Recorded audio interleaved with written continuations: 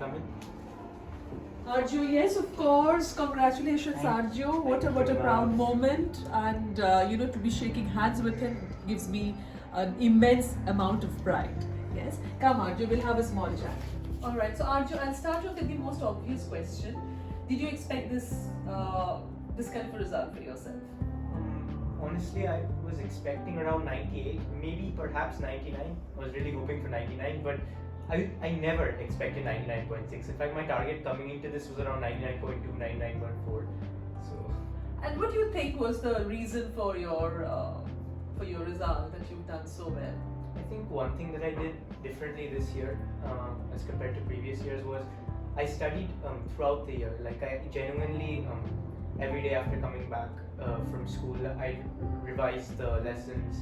And this one thing that this helped me with was I got enough hours of sleep before the exam. I got 8 hours every day, thanks to my mother, of course. She's telling me to. She ensured that you had that 8 hours of sleep. Yes, and I guess the teachers really helped me. Whenever I had doubts regarding anything, I'd always approach them and I'd clear it instantly during the class itself.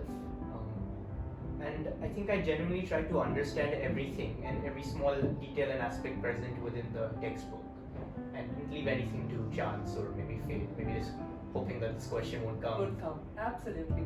So you've made a very significant point that before the exams you had this 8 hours of sleep. Do you really think that one needs to rest the brain before the exams, unlike most people where they kind of wake up for hours in the night and they revise? So what do you think is a better idea, to have adequate rest or to revise until the wee hours of the morning? I think having adequate rest is the objective correct thing to do, because I've had a word with previous year's candidates and people who had given ICSE previously, just to get an idea of what they did. They sorely regretted the fact that because of their immense pre-exam anxiety, they'd study throughout the night, and then for the exam, when they'd get analytical type questions or numericals, they'd make silly errors that could have otherwise been avoided. And so proper rest, it helps you think clearly, and that's a very important thing when it comes to giving an exam. Talking about analytical questions, this year there has been a change in the exam pattern, right? There's been more of focus on application-based, analytical-based questions. So how do you think it's a positive change, or do you think that the previous question formats were better? I think it's definitely a step in the right direction, because right now it's encouraging students, instead of just trying to mug up the language of the book or practice questions blindly, they try to understand what is genuinely happening, because if they don't understand, they won't be able to answer, no matter how hard they try. So it's encouraging more students to actually learn or understand the material, and I think that's good. So when you got the question paper in hand, you had the 15 minutes of reading time, right? After that you had to kind of attack your paper and So suppose in the course of your writing, what was your strategy? Let me just put it in this way. Like when you saw the question paper and then when you started writing, so would you first start writing answers of the questions that you're sure of, and then take up the answers for the questions which you're not very sure? What was your strategy, by the way? What I generally do is I generally start with section A, even though I don't think that's always the best choice, but I do that because I like doing things in order sometimes. And then when tackling section 2, section B generally has options. So I first attempt those which I'm 100% sure of, and then I move on to ones which there'd be a little bit of ambiguity as to whether or not I'd attempt one question or the other. And then I choose which one. And if I had time after revising, of course, I'd probably attempt some extra questions as well, as in shorts. Like in chemistry, attempt the whole thing. You did the whole paper, yes. Didn't leave anything to chance, right? So when you're talking about revising, so let's say in a 2-hour paper, you don't have any extra time for revising, right? You have time to read the paper. So in a 2-hour paper, how do you time yourself to complete your paper for revision time? I think one important thing was the number of times I practiced papers at home or pre-boards, school, etc. That actually helped give me a sense of time and how much, even without looking at the clock, you can tell how long you're taking. So, and obviously there were clocks in the hall that helped me. Like after I finished each answer, I'd look at the clock and I'd see how much time is left, and I'd adjust my speed accordingly. But while reading the paper itself, I think it helps to think about the answer, frame it in your mind, and just so you don't have to think while writing it separately. So that 15 minutes is very crucial in that regard. you think much faster than you write, obviously. Yeah. So 15 minutes, I think more or less, at least more than half of the paper you can completely frame within that 15 minutes of reading time. Awesome. And then when you're writing the paper for 2 hours, so how much time would you keep for revision? Generally, I didn't keep a framework like that. The moment I finished, I'd start revising. But generally, I think 15 minutes is good. Sometimes even 5 minutes if you have. It's like you can't go through the whole paper, just the ones that you think are a bit dicey, like the numericals, obviously, because especially if the decimals and stuff involved, you might end up making small errors that you'll regret later. So for math, you've scored 100 on 100 in math. How did you do? How did you kind of practice yourself? Because math, apparently for most people, that's a difficult paper, right? So before you went for your ICSE, how did you prepare yourself for mathematics? I've always enjoyed doing maths and solving problems, and it really frustrates me when I can't do something. So certain topics which I may have found difficult in the beginning, such as ratio, proportion, and trigonometry, circles, even a little bit, places where there are a large number of ways to find an answer, and you have to find the quickest method. So stuff like that, it comes with practice. You keep practicing it over and over again. You do sums, and you have to attempt papers for maths, because maths is one place where you'll get carried away doing one sum, and then you'll find out that you have barely any time to do the rest. Which, I mean, practice is really the only solution there. What have been your hobbies, Arjya? Hobbies in the sense I like reading. I barely read books. I think I just started reading one. It's been almost a year since I've read an actual storybook. But I've also read manga. I play the piano. I watch anime, things like that. Lovely. And you are also a good public speaker. Yes, like 6. So would you like to take that further in as you like, let's say after your class 2 you're going to get into a college, and so would you want to be into public speaking throughout your life, and to take that as kind of a passion or something like that? Yes, because nothing hurts more than losing a skill, and you lose something if you don't try to sharpen it or practice. And I think I enjoy speaking and putting my view across to an audience, and so I'd like to continue. So, because there's this fantastic team of people, it's called the Calcutta Debating Circle. I don't know whether you've heard about them or not. You must have seen Mr. Guptu coming to our school. So they are a group of, very, very accomplished people, internationally acclaimed surgeons and, lawyers and barristers, who've all come together to, pursue their passion, and that's how they are still debating. They're going global on debating circles. So I think, one should not let go of one's passion, because that is what keeps you going in the end of the day. But having said that, if you are good at public speaking, I think reading is one of the skills that you have to pick up very fast, right? What are your plans for your future? What do you want to do for yourself?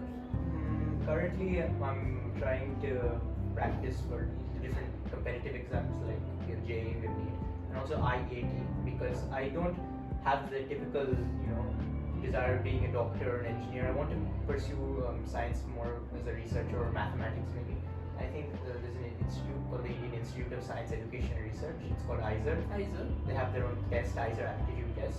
Basically, it has all 4 subjects, both maths and biology are there. So I'm generally preparing for both JEE and NEET, and that should help me give IAT as well. So you're also targeting IIT as well as the ICSEs? IAT isn't the test. Yes. But, I mean, it's always good to have backups, because if I want to get into ICSE, IAT isn't the only option. No, it's not. Doing well in JEE and JEE would also, your ranking in JEE would also help you to get into ICSE. Yes, that's exactly why I asked you. You're not considering ISCs? No, not really. Any reason why not? No, it's nothing like that. Maybe perhaps there's one ICSE very close by, and I think I like that. And also I've heard many good things about ICSE from my peers. And you would want to take up physics or maths? Which is it? Physics? Physics or maths. Either one of them. Yes. So if that's the gist of the report, ICSE Pune would always be the best of your bet if you really have to go to ICSE. Yes. And so how are you preparing yourself in class 11 now at the moment? It's a quantum leap of the entire content and the, of the entire subjects and everything. How are you preparing yourself? So again, I'm basically following similar things as I did in class 10, and going back and trying to go through anything that I have even the slightest confusion about. I don't want to leave anything to chance. I've also, my mother's enrolled me in a few in a coaching institution, Allen. I go there for training for JE and all. And I practice basically whenever we complete a chapter or topic in school. I try to see whether I can attempt questions at the competitive level for those chapters, and if I can't, I explore further and try to find out. How much important is self-study for you? What do you think for the success? Self-study is extremely important because at school or at an institution, you learn something, your mind is receptive then, you're taking in the information, but you can only truly learn how to apply that information properly when you're doing it by yourself. Because at school what happens is, so you can't solve the question, the teacher may perhaps solve it for you on the board, and sometimes I've seen many people, they become too reliant on help from the teacher and they don't try to work it out themselves. And that's why I think self-study is pretty important. Now, how has your mother helped you in the whole process, in the sense, was she a very strict mom, always after you, forcing you to study, or were you just a natural, you had your own plan in place and you would strategize and mom would just kind of keep reminding you or be that silent, support? How did your mom help you? I think she somewhat had to be strict when it came to dealing with me because previous years I had been very lax. I mean, I'd barely study the whole year, and then before the exam I'd cram, I'd stay up to 2, 3 in the morning. I could not, let that happen this year, and so she was very important because my mind tends to wander here and there. I lose focus while studying, and she'd always be like, "Hey, you're doing something, finish that." She was always. She also had me meditate. She made me do meditation, affirmation, stuff like that to help me focus not only on academics but also mental. And I used to play football as well. So physical. Awesome. I was coming to that. So whether you would involve yourself in a sport, and you just said you did football. So do you think sports really helped you in focusing yourself in studies? Yes, sports did, because we had this routine after the football, after practice was over, where we just stare at the ball. We'd finish our cool down and everything, just stare at the ball and focus. It was a form of meditation.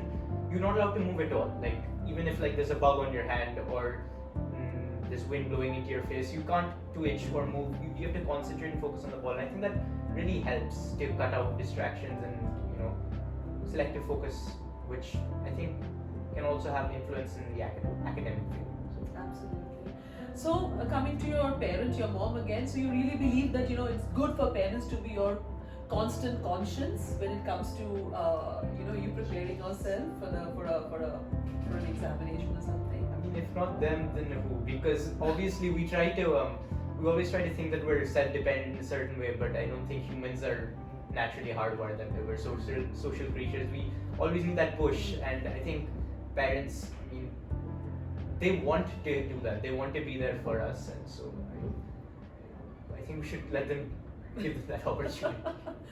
And what about your friends? Yes, my friends have definitely also helped. We tried to grow together when it came to learning. Whenever any one of us would pick up something new or something that's not in the textbook, something we found out from anywhere, any miscellaneous source, we'd discuss it together, and we try to tackle problems that we couldn't solve individually together. And especially when it came to certain programs in computer or certain problems in maths that we couldn't solve individually, we'd brainstorm and say we come up with 5 different solutions, and then each one proposed by a different individual, and then we think about which one is more time effective, because finishing in time is very important. Very important, yes. That's Yes, so I think that, and we also help each other, motivate. Say one of my friends, they, during the exams, they were really having a hard time getting off their phone and all. So yes, yeah. we try to keep encouraging them to, to stay away from the yes. phone. All right, to wind up the final question, and it's very necessary because your message, because now it's interesting. The other day, 2 boys from class 10, they came and said that, "Ma'am, even we are going to make you proud the next year." So because you, Shamantok, you've become a role model to them, right? They feel that now it's achievable, a rank is achievable, right? So people do get ranks, but then to see the person in flesh and blood, that's a different feeling altogether, isn't it? So what would be your message to the present class 10s? I have many of them approach me. They all want a little bit of advice. It's like they've been inspired by me or something. That's what they say.